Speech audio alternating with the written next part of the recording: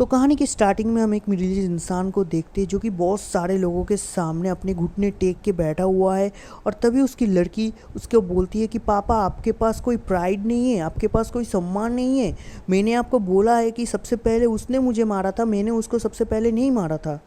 और तभी हमें दिखाया जाता है एक गुस्सैल औरत को जो कि अपने मिडिल एज इंसान को बहुत ही गुस्से से बोल रहा है कि तुम्हारे पास कोई मैनर्स नहीं है, और हाँ, ये जो तुम्हारी बेटी ने किया है एक स्कूल वायलेंस में गिना जाएगा, और हाँ, इसको मैं मेक श्योर करता हूँ कि तुम्हारी बेटी का जो स्कूल कैरियर है उसको मैं बहुत डिस्ट्रॉय करवा दूंगा इस वजह से। और तभी हमारा मिडिल एज इंसान अपने मन में सोचता है कि हाँ, बच्चे बच्चे नॉर्मली सोसाइटी में एंटर करना चाहिए, न कि इस तरीके से। और हमें दिखाया जाता है एक स्कूल टीचर को जो कि अपने मिडिल एज इंसान के पास जाके उसको बोलता है कि क्या तुम्हें पता है कि इस मिंजी का थर्ड टाइम है कि जो कि उसको सेवरल इंजरीज हुआ है। और खुद को विक्टिम मत समझो, विक्टिम तो वो है जो उसको सेवरल इंजरीज हुआ है, और एज अ स्कूल टीचर मैं उसको डिफेंड कर रहा हूँ। और हाँ, तुम टेंशन मत लो, ये जो मिंजी के फादर है इस एरिया में बहुत ज़्यादा फेमस है वो, और रूमर्स तो ऐसे भी कहते हैं कि उनका पॉलिटिकल कनेक्शन भी बहुत ज़्यादा है। और तभी हमें दिखाया जाता है मिंगजी के पीछे उसके फादर को जो कि बहुत बड़ी कंस्ट्रक्शन कंपनी के ओनर है। और हमें दिखाया जाता है अपने मिडिल एज इंसान को जो कि अपने मन में सोच रहा है बहुत ही दुख में और गम में कि हाँ, ये इक्वालिटी नहीं है, ये इक्वालिटी हो ही नहीं सकता। जिसके पास पैसा है उसके पास फेवर ज़्यादा होते हैं, बट मैं क्या कर सकता हूँ इसमें। और तभी हमें दिखाया जाता है कि अपना जो मिडिल एज इंसान है गुस्से से अपनी मुट्ठी को बंद करता है और ज़ोर से बोलता है कि मुझे माफ़ कर दीजिए, मुझे माफ़ कर दीजिए। और इसको सुनने के बाद जो हमारे मिंगजी के फादर है वो बहुत ज़्यादा शॉक हो जाते हैं, और उसकी मदर का रिएक्शन कुछ और ही था। और तभी अपना मिडिल एज इंसान बोलता है कि बीइंग अ सिंगल फादर मुझे इसको शिक्षा देने में बहुत ज़्यादा गलती हो गई, कुछ चीज़ें सिखाने में। और तभी उसकी बेटी उसके पीछे से बोलती है कि डैड आप ये क्या कर रहे हैं। और तभी हमारा मिडिल एज इंसान अपने बात को कंटिन्यू करते हुए बोलता है कि हाँ, मेरी बेटी ने जो गलती किया है मैं उसकी तरफ से अब सभी लोगों से माफ़ी मांगता हूँ, कि आप लोग मेरी बेटी को माफ़ कर सकते हो। और सीन शिफ्ट होता है, हमें दिखाया जाता है कि हमारे जो मिडिल एज इंसान है और उसकी बेटी है वो घर जा रहे होते हैं, और अपनी मिडिल एज इंसान अपनी बेटी से बोलते हैं कि बेटी मुझे माफ़ कर दो। और चलते चलते अपनी मिडिल एज इंसान अपनी बेटी से बोलता है कि क्या तुम्हें कुछ खाना है। और उसकी बेटी खामोशी से रिप्लाई देती है, ना मुझे कुछ खाना है, ना मुझे कुछ सुनना है, और ना मुझे कल से स्कूल भी जाना है। और हाँ, आप ऐसा क्यों हो डैड, मैंने आपसे बोला था कि मेरी कोई गलती नहीं थी, पहले उसने मुझे मारा था, फिर भी आपने सभी लोगों के सामने एपोलोजाइज़ किया, माफ़ी मांगी। ऐसा क्यों किया डैड, मैंने आपको बोला था कि मेरी कोई गलती नहीं थी, फिर भी आपने ऐसा किया। सिर्फ इस वजह से किया क्योंकि जिन्नू के फादर बहुत ज़्यादा अमीर ख़ानदान से बिलोंग करते हैं, क्या उसके फादर के पास बहुत ज़्यादा पावर है इसलिए आपने सभी लोगों के साथ माफ़ी मांगी।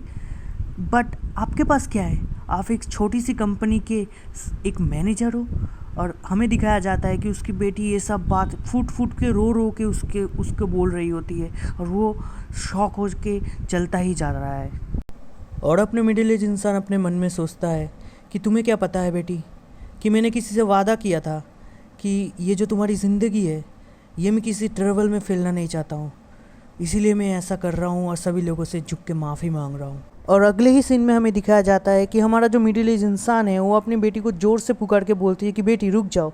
और उसकी बेटी रो के आगे से बोलती है कि नहीं, मैं अकेला रहना चाहता हूँ और आप मेरा पीछा मत कीजिएगा, मैं किसी शांत जगह पे जाके अकेला रहना चाहता हूँ और अपने गम को भुलाना चाहता हूँ। और हाँ, आपके जैसा कमज़ोर डैड मुझे नहीं चाहिए, मैं अकेला ही ठीक हूँ। और ये सब सुनने के बाद जो अपना मिडिल एज इंसान है बहुत ज़्यादा मायूसी से सड़क के बीचों बीच खड़ा रह जाता है। और फिर से हमें दिखाया जाता है अपनी मिंग को। हाँ, इस लड़की का नाम मिंग है, और मिंग के आगे से वो जो कंस्ट्रक्शन ओनर की बेटी है वो सभी के सामने बोलती है, उसके आसपास बहुत सारे लोग होते हैं और उसको मतलब कि अपनी मिंग को घेर के बैठा हुआ होता है, ठीक है। और आगे से वो कंस्ट्रक्शन ओनर की बेटी बोलती है कि तुमने सोच भी कैसे लिया कि तुमने स्कूल के सभी लोगों के सामने मुझे मारा था और मैं तुम्हें ऐसे ही छोड़ दूँगा, तुम सोच भी कैसे रहे हो यू बीच, तुमने सभी लोगों के सामने मुझे मारा था और मैं तुम्हें फिर से अपने दोस्तों के सामने मैं तुम्हें मारूंगा। और अपनी मिंग भी उसकी बालों को पकड़ के इन दोनों के बीच में कैट फाइट स्टार्ट हो जाती है। और आसपास के सभी लोग मतलब कि जो खड़े हुए रहते हैं बंदे लोग, वो बोल रहे होते हैं कि वाह, ये देखने में तो बहुत मज़ा आ रहा है, इन दोनों में से कौन जीतेगा, तुम बोलो, बेट लगाओ। और तभी अपनी मिंग को एक बहुत तगड़ा सा लात पड़ता है और हमें दिखाया जाता है एक मोटा सा लड़का जिसके सिर्फ मुंह दिख रहा है और वो आगे से बोलता है कि तुमने सोच भी कैसे लिया, तुमने मेरे बंदी के ऊपर हाथ दिया और मैं तुमको छोड़ दूंगा ऐसे ही, तुम एक लड़की हो इसीलिए, ऐसा हो ही नहीं सकता। और तभी हमें दिखाया जाता है वो खतरनाक सा बंदा, एक मोटा सा बंदा खतरनाक सी लुक से अपनी मिंग को देख रहा होता है। उसके मतलब कि शरीर में बहुत सारे टैटूज होते हैं और वो जो अपनी कंस्ट्रक्शन ओनर की बेटी है वो आगे से उस मोटे वाले बंदे को बोलता है कि तुम इसे छोड़ना मत, ये इसके पास कोई दोस्त नहीं है, इसके पास कोई भी कनेक्शन नहीं है, ये एकदम अकेली है। और अपनी मिंग आगे से बोलते हैं हाँ मेरे पास कोई कनेक्शन नहीं है, मेरे पास कोई दोस्त भी नहीं है, मेरे पास कोई क्लास भी नहीं है, लेकिन तुम लोग भी किसी काम के नहीं हो, मैं जैसा हूँ तुम भी वैसे ही हो। और ये सुनने के बाद वो जो मोटा वाला बंदा है बहुत ही गुस्से से अपनी मिंग की तरफ देखते और उसको बालों को पकड़ के उसको धड़ाधड़ से मारने लगती है एकदम खतरनाक तरीके से। और ये सब देखने के बाद उसके जो आजू बाजू वाले बंदे होते हैं वो भी घबरा जाते हैं कि यार ये क्या कर रहा है ये बंदा। और तभी हम देखते हैं कि वो बंदा मारे ही जा रहा है अब तो अपने मिंग को, और आसपास के लोग बोल रहे हैं हे हे हे हे भाई तुम क्या कर रहे हो भाई, इसको ऐसे ज़ोर ज़ोर से मत मारो, ये तो मर जाएगा ऐसे। और तभी अपनी जो कंस्ट्रक्शन ओनर की बेटी है वो एक पत्थर लेके अपनी मिंग की तरफ बढ़ती है और मिंग भी ये देख लेता है। और अगले ही पैनल में हमें देखते हैं कि वो जो कंस्ट्रक्शन ओनर की बेटी है वो पत्थर लेके अपनी मिंग के सर पे एकदम मार देती है। और ये देखने के बाद वो जो मोटा वाला बंदा है ना वो भी बहुत ज़्यादा घबरा जाता है कि यार ये इसने क्या कर दिया। और हमें दिखाया जाता है मिंग एकदम घायल हालत में नीचे गिर रही होती है और गिरने के बाद वो जो पत्थर रहता है किसी पत्थर पे उसका सर लग जाता है। और अगले ही पैनल में हम देखते हैं कि वो जो मोटा वाला बंदा है वो बहुत ही घबरा जाता है और घबराने के बाद वो मिंग भी घबरा जाती है कि यार यार मैंने क्या कर दिया है। और हम देखते हैं चारों तरफ ज़मीन पे खून ही खून हो रहा होता है और ये बोलता है यार ये बंदी ने क्या कर दिया यार, मैं तो एकदम टेंशन में आ चुका हूँ यार, इसने क्या कर दिया यार, गुस्से गुस्से में मैं तो सिर्फ इसको मार रहा था, अधमरा करके छोड़ देता, लेकिन इसने ये क्या कर दिया। वो बंदा बहुत ही ज़्यादा घबरा जाता है और आसपास एक लड़की होती है और वो इस सब को मतलब कि अपने कैमरे में रिकॉर्ड कर रही होती है और जल्दी से जल्दी वो जो अपना मोटा वाला बंदा है उसके सर को पकड़ लेते, मतलब उसके मुंह को पकड़ लेता है और मुंह को पकड़ के सभी लोगों से बोलता है हे तुम लोग क्या कर रहे हो, ये सब वीडियो सब के सब वीडियो बंद करो जल्दी से जल्दी, नहीं तो मैं सभी को मार डालूँगा यहाँ पे। और ये सब देख के जो आसपास के बंदे लोग होते हैं सभी लोग घबरा जाते हैं क्योंकि इस बंदे का लुक ही ऐसा है। और ये घबराने के बाद वो जो बंदा है उसके फ़ोन में एक रिंग होती है और रिंग होने के बाद ये बंदा बोलता है कि मैं तुम सभी लोगों को बोल रहा हूँ कि ये यहाँ पे जो भी हुआ अगर कोई बोला कुछ भी बाहर में तो यार बहुत गलत हो जाएगा तुम लोगों के साथ। और हमें दिखाया जाता है उसके फ़ोन में जो रिंग हुआ था ना उसमें जो उस कंस्ट्रक्शन कंपनी का ओनर है ना वो मतलब कि फ़ोन कर रहा है उसके फ़ोन में।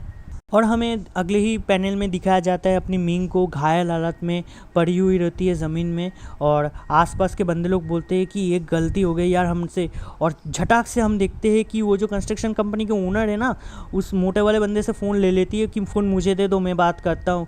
और अपने डैड से बात करते हैं कि हेलो डैड, और वो अपने डैड से बोलती है कि डैड यहाँ पे जो सिचुएशन है बहुत ही गलत हो चुका है, मैंने गलती से एक बंदी को मार दिया है। और अपने डैड से सभी बात करती रहती है। और हमें दिखाया जाता है अगले पैनल में कि अपना जो मिडिल एज इंसान है ये ना ये हमारी कहानी का मेन कैरेक्टर है, ठीक है। और अपने मिडिल एज जो इंसान है वो टेबल पे बैठा हुआ रहता है और वो अपना मिडिल एज इंसान खाना खाने के लिए टेबल पे बैठा हुआ रहता है और वो सोच रहा होता है कि यार आज तो गलत हो गया। और वो अपनी बेटी का इंतज़ार कर रही होती है और हमें दिखाया जाता है कि 7 बज चुके होते हैं और वो अपनी बेटी का मतलब कि इंतज़ार कर रही होती है कि उसकी बेटी अभी तक नहीं आई है। और हमें अगले पैनल में दिखाया जाता है कि वो जो मोटा वाला बंदा है किसी गाड़ी में बैठा हुआ रहता है और उसके साथ एक और ख़तरनाक सा बंदा होता है जिसने एक मतलब कि सूट पहना हुआ आता है और उसके मिडिल में कंस्ट्रक्शन ओनर की बेटी रहती है। और वो जो मतलब कि जो बंदा सामने बैठा हुआ था वो बंदा उससे पूछते कि क्या तुम कंस्ट्रक्शन ओनर की बेटी हो, तो वो बंदी आगे से बोलती है हाँ मैं उसकी बेटी हूँ। और तुम तिक्कर, वो आगे जो बंदा रहता है जो उसको बोल रहा होता है कि तुम तिक्कर मत करो, ये बचपना होती रहती है, ऐसा होता रहता है और तुम इसके बारे में टेंशन मत लो और तुम्हारी फादर के साथ मेरा बहुत अच्छा कनेक्शन है, ठीक है। और ये जो अपनी कंस्ट्रक्शन ओनर की बेटी रहती है वो आगे से उसको बोलती है कि मैं इसके बारे में टेंशन नहीं ले रही हूँ, बस थोड़ा सा घबराहट है और कुछ नहीं, और तुम कोई स्पेशल इंसान नहीं हो जिसको मुझे मतलब कि एकदम सब कुछ खुल के बताना चाहिए कि क्या हुआ था क्या क्या नहीं हुआ था। और ये जो अपना मतलब कि बंदा होता है सामने जो बैठा हुआ था, ये बंदा आगे से मतलब कि एकदम हंसता है और उसका दांत दिखाया जाता है। बहुत बहुत मतलब कि गैंगस्टर टाइप का बंदा है, उसके सोने के दांत रहते हैं, ठीक है। वो हंस रहा होता है और वो हंस हंस के बोलता है, यार कोई बात मतलब कि कोई बात नहीं है यार, ऐसा होता रहता है सब कुछ, मतलब कि टीनेज हो तुम लोग, ऐसा होता रहता है। मेरे बारे में मैं जब छोटा था मेरे साथ भी ऐसा हुआ था, ठीक है, मेरे साथ भी ऐसा हुआ था। और तुम्हारे पापा के साथ मेरी बात हो चुकी है। और हाँ, एक और बात, तुम्हारे जो फादर है ना, वो मुझे इस काम के लिए कमीशन भी देंगे। और ये सुनने के बाद वो जो कंस्ट्रक्शन ओनर की बेटी है ना, वो भी एकदम मतलब कि घबरा जाते हैं और बोलते, क्या कमीशन, ये कैसा कमीशन है। और हमें दिखाया जाता है वो गाड़ी में रहते हैं, वो गाड़ी किसी जगह पे आके रुकती है और वो जो बंदा है ना एकदम खतरनाक सी लुक से बोलता है कि हाँ, मैं किसी भी काम को करने से पहले अपना फ़ायदा देखता हूँ और फ़ायदा देखने के बाद ही अपना काम करता हूँ। तुम्हारे पापा के साथ मेरा अच्छा रिलेशन है, तो तुम क्या सोच रहे हो कि मैं ये काम फ्री में कर दूँगा। और ये एक बहुत बड़ा मैटर है, मैं जानता हूँ, ठीक है। तुम सोचना मत कि मैं तुम्हें हल्के में ले रहा हूँ। और ये सुनने के बाद वो जो कंस्ट्रक्शन ओनर की बेटी रहती है, वो एकदम घबरा जाती है और अपने मन में सोचती है कि हाँ, मुझे पता है कि वर्ल्ड में जो भी चीज़ चल रही है वो सबके पीछे पावर और पैसे का हाथ है। और सीन शिफ्ट होता है और हमें मिंग को दिखाया जाता है जो कि किसी कार की डिक्की में रहती है। और कार की डिक्की में उसकी लाश है कि क्या है पता नहीं। और वो बंदा आगे से मतलब कि जो सामने वाले बंदे रहते हैं वो बोल रहे होते, इसकी बॉडी को जल्दी से जल्दी ठिकाने लगाना पड़ेगा, हमें इस कंट्री से बाहर ले जाना पड़ेगा या समुंदर में डंप करना पड़ेगा। लेकिन हम देखते हैं कि उसकी जो बेटी रहती है ना, वो ज़िंदा होती है, उसका हाथ हिल रहा होता है, ठीक है। और हमें सीन शिफ्ट होता है, दिखाया जाता है कि 3 बज चुके हुए और अपना जो मतलब कि मेन कैरेक्टर रहता है वो खाने की टेबल में अपनी बेटी की इंतज़ार करते करते वहीं पे सो जाता है। और एकदम फटाक से उठता है, उठने के बाद घड़ी की तरफ देखता है और देखने के बाद सोचता है कि यार इतनी रात हो चुकी है, अभी भी मेरी बेटी अब तक घर नहीं आई है, क्या हुआ, खाना भी ठंडा हो चुका है, वो कहाँ गया। और जल्दी जल्दी वो सूट बूट पहन के मतलब कि अपने काम के लिए निकलता है और जाते जाते सोच ही रहा होता है, यार सब कुछ क्या से क्या हो गया मेरे साथ। और तभी वो सामने देखता है कि यार कुछ लोगों की भीड़ लगी रहती है। तो वो सोचता है कि यार यहाँ पे हुआ क्या है। तो वो सामने जाके देखता है कि क्या हुआ और थोड़े लोगों के आस पास से बात सुन रहे होते हैं। वो आस पास के लोग बोल रहे हैं कि यहाँ पे क्या हुआ, खूनम खूने इस गली में के अंदर। और अपना मेन कैरेक्टर भी वो सब देख लेता है कि यहाँ पे क्या हुआ है, यहाँ पे खूनम खून क्यों है। और वो थोड़ा ताकाझाकी करने लगता है, लेकिन उसके नीचे पैरों के सामने एक मतलब कि हेयर बैंड टाइप से चीज़ पड़ा हुआ रहता है। ये सब देखने के बाद वो थोड़ा सोचने लगता है कि ये चीज़ तो मैंने पहले भी कहीं पे देखा हुआ है। हाँ, मेरे को याद आया, ये तो उस कंस्ट्रक्शन ओनर की बेटी के हेयर पिन्स है जो कि मतलब कि उसकी बेटी बालों में पहन रही थी। और ये देखने के बाद वो ना उसकी मिंग की जो दोस्त है उसको कॉल करता है, उसको कॉल करके बोलता है कि हाँ हाय, मैं मिंग का डैड बोल रहा हूँ, क्या मिंग रात को तुम्हारे घर पे आई थी। तो आगे से हमें दिखाया नहीं जाता कि उसके साथ क्या बात होती है, लेकिन अपना जो मेन कैरेक्टर रहता है वो फ़ोन रख के बोलता है ठीक है, थैंक यू। ये बोलने के बाद वो अपना फ़ोन रख देती है और तभी हमें दिखाया जाता है अपना जो मेन कैरेक्टर है एकदम गुस्से में, उसके नस बस बाहर आ चुकी है, गुस्से में फ़ोन की तरफ देखता है और फ़ोन को बंद करते हुए दिखाया जाता है। और तभी हमें सीन शिफ्ट होता है, दिखाया जाता है सुबह के टाइम पे वही गली पे वो 2 बंदे मतलब कि वो जो कंस्ट्रक्शन ओनर की बेटी और वो जो मोटा वाला बंदा है उसी गली पे आके दोनों बात कर रहे होते हैं कि आगे जो काम होगा वो बंदा देख लेगा, तुम टेंशन मत लो, ठीक है। ये जो हुआ है उसी की गलती है क्योंकि उसने मेरे से पंगा लिया था इसकी वजह से। और हम लोग मैं मतलब कि डर नहीं रहा हूँ मैं। और आगे से मोटा वाला बंदा उसको बोलता है कि तुम डर रहे हो क्या। तो मतलब कि वो बंदी बोल रही होती है कि नहीं, मैं डर नहीं रहा हूँ, बस यही सोच रहा हूँ कि यार ये मतलब कि क्या है। बट उसके पीछे से ही अगले पैनल में हमें दिखाया जाता है वो जो हमारा मेन कैरेक्टर है उन दोनों को बोलते हैं एक्सक्यूज़ मी। और ये सुनने के बाद वो दोनों ही घबरा जाते एकदम ख़तरनाक से। और वो जो अपना मेन कैरेक्टर रहता है वो आगे से उन दोनों को बोलता है कि मेरे को तुम लोगों से एक क्वेश्चन पूछना है। और तभी वो 2 लोग घबरा जाते हैं, घबरा के अपने मेन कैरेक्टर की तरफ देखता है कि मैं घबरा के उसकी तरफ देखता है। और देखने के बाद अपना जो मेन कैरेक्टर है और मेन कैरेक्टर की तरफ देख के बोलता है कि मेन कैरेक्टर बोलता है कि मैं मिंगजू का फादर हूँ, ठीक है। और ये देखने के बाद वो जो मोटा वाला बंदा है ना मतलब कि एकदम फटाक से मिंगजू के फादर के कॉलर को पकड़ लेता है और कॉलर को पकड़ने के बाद उसको मारने के लिए आगे बढ़ रहा होता है, ठीक है। और तभी उस मोटे वाले बंदे की नज़र अपनी मतलब कि उस बंदी की तरफ पड़ती है जो कंस्ट्रक्शन ओनर की बेटी है उसकी तरफ जाती है। और जाने के बाद ना वो भी घबरा जाता है कि यार ये क्या हुआ। तभी वो मोटा वाला बंदा अपनी मेन कैरेक्टर की तरफ घूमता है और घूमने के बाद देखता है कि वो जो मेन कैरेक्टर वाला मतलब कि अपना जो मेन कैरेक्टर है ना, वो उसकी जो हेयर पिन है ना उसको पकड़ के उसकी तरफ पूछता है कि क्या ये तुम्हारा है। और तभी उस हम दिखते हैं कि वही हेयर पिन जो उसका है उसको बोलते कि यार ये तुम्हारा है। और तभी वो मोटा वाला बंदा अपने मेन कैरेक्टर की तरफ घुसा मारने के लिए जा रहा होता है कि मैं तुम्हें आज मार ही दूंगा, तुम्हारी हमको मार ही दूंगा। और वो उनमें सोचता है कि यार ये बंदा घबरा क्यों नहीं रहा है यार, एकदम शांत है। और वो आगे से अपना जो मेन कैरेक्टर रहता है उस मोटे वाले बंदे को बोलता है कि सच्ची बता रहा हूँ, मेरा आज मूड बहुत ख़राब है।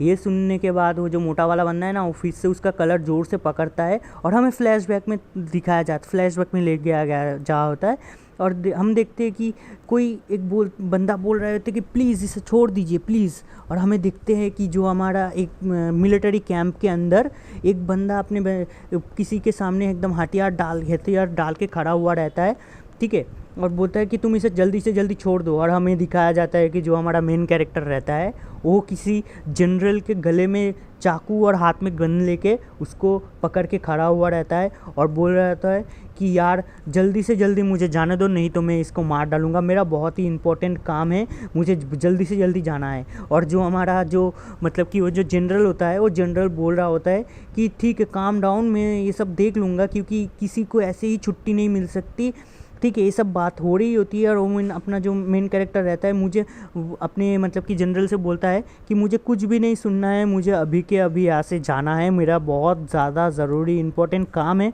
मुझे यहाँ से जाना है। और तभी हमें दिखाया जाता है जो एक सोल्जर रहता है वो बोलता है प्लीज़ तुम्हें इसे जाने देना पड़ेगा, ये हमारा जनरल है, तुम्हें इसको जाने देना पड़ेगा। लेकिन वो किसी चीज़ को देख के बहुत घबरा जाता है, क्योंकि वो जब देखता है कि अपना मेन कैरेक्टर एक गोली भी चला चुका है। और ये देखने के बाद जो हमारा जनरल रहता है उसके पैंट गीली हो चुकी है, उसके आंखों से आंसू निकल गए होते हैं, ठीक है। और अपना मेन कैरेक्टर एकदम खतरनाक सी लुक से बोलते हैं हे मैं यहाँ पे सीरियस हूँ, मैं कोई जोक नहीं कर रहा हूँ, मुझे जाने दो यहाँ से। और तभी हमें सीन शिफ्ट होता है, दिखाया जाता है जो अपना मेन कैरेक्टर रहता है ना उसको कॉलर पकड़ के वो मोटा वाला बंदा खड़ा रहता है और बोलता है मैं आज तुम्हें मार ही दूंगा। और वो अपना शर्ट उतारता है और शर्ट उतारने के वो भी खतरनाक रहता है, लेकिन इतना ज़्यादा नहीं, थोड़ा सीन भी बाकी है, थोड़ा रुक जाओ तुम लोग। और अपना शर्ट उतारने रहता है, मुँह बोल रहा है कि मैं तुमको आज एकदम खतरनाक तरीके से मारूंगा, एकदम खतरनाक तरीके से, तुम्हारी हिम्मत कैसे हुई हम लोगों के साथ बात करने की। और वो अपना मेन कैरेक्टर आगे से कुछ नहीं बोलता है और अपने मन में सोचता है आजकल के बच्चे।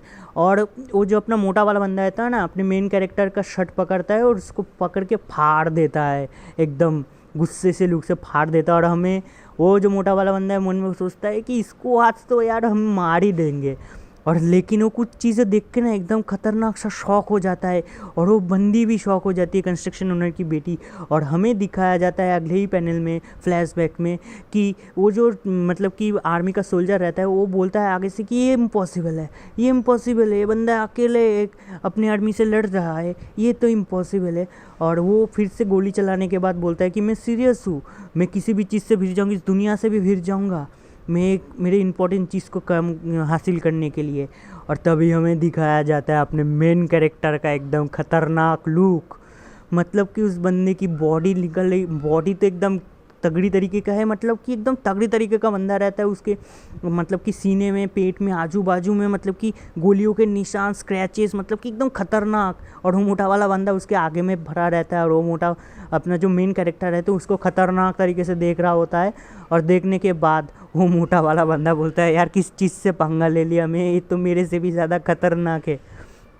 उसको फिर से एकदम तगड़े तरीके से, एकदम उसके पलक झपकने से पहले ही अपना जो मेन कैरेक्टर रहता है ना उसको एकदम तगड़े तरीके से मतलब कि कराटे कुंफू स्टाइल में उसको पकड़ते उसको जोरदार 4-5 घुसे लगा लेता है।